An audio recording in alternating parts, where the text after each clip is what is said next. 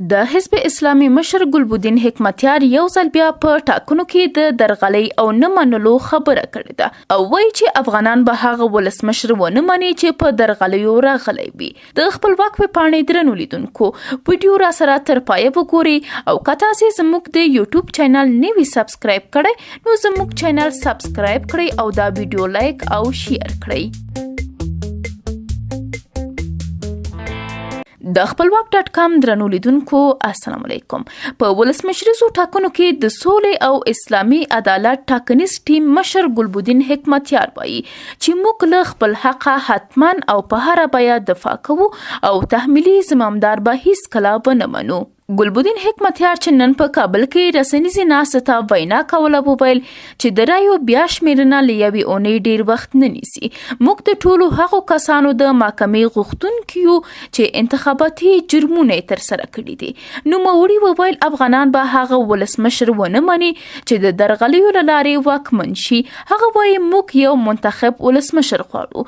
ګلبدین وویل چې که کمیسیون زموږ غوښتنې ونه مني بلکې د حاکم ټیم په ګټه کار وکړي نو پایله به د درغلي کوونکو په غاړه وي او موږ د خپل حق دفاع کوو. ګلبدین حکمتیار وایي چې بهرني هیوادونه باید د افغانستان ټاکنو کې خپل بی‌طرفي وساتي، د درغلګرو پلوي ونه کړي. هغه وایي چې ولې د هیواد یو مهمه قضیه یوې مشکوکې بهرنۍ کمپنۍ ته سپارل شوې ده.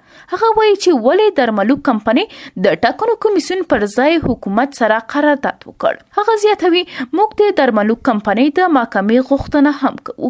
دغه کمپنۍ ویلي و چې د رایو پایله د ورځې په پای کې اعلانوي خو پر خپلو ژمنو یې عمل ونه کړ بلکې د یو ټیم په ګټه یې کار وکړ چې قرارداد یې ورسره کړی او پیسې یې اخیستې وې. ګلبدین حکمتیار وایي چې د هغو څه باندې 2400 محلونو بایومټریکي وسایل چې ورک شوي ټاکنو کمیسیون باید ځواب ووایي. هغه وایي بایومټریکي رایې باید حذف شي. حکمتیار زیاتوي چې هغو محلونو کې چې بایومټریکي مواد او ماشینونه ورک شوي باید بیا پکې ټاکنه لسره وشي. نوموړی وایي چې د درغلیو 80% یوې ځانګړي ټیم ته راجع کیږي. هغه ټیم چې د بایومټریک رایو د منل کېدو ګواښ کړی و.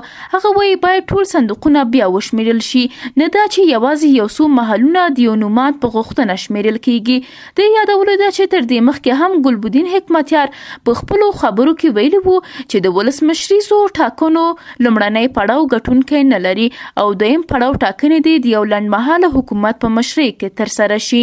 بل لوري ته د ثبات او همپالنې ټاکنیز ټیم هم د رایو د بیا شمیرنې له پروسې سره پریکون اعلان کړی دی او وایي چې لومړی د نامعتبرې رایې باطلې اعلان شي. د دوی پلویانو په یو شمېر ولایتونو کې د ټاکنو کمیسیون ولایتي دفترونه هم په زور تړلي وو.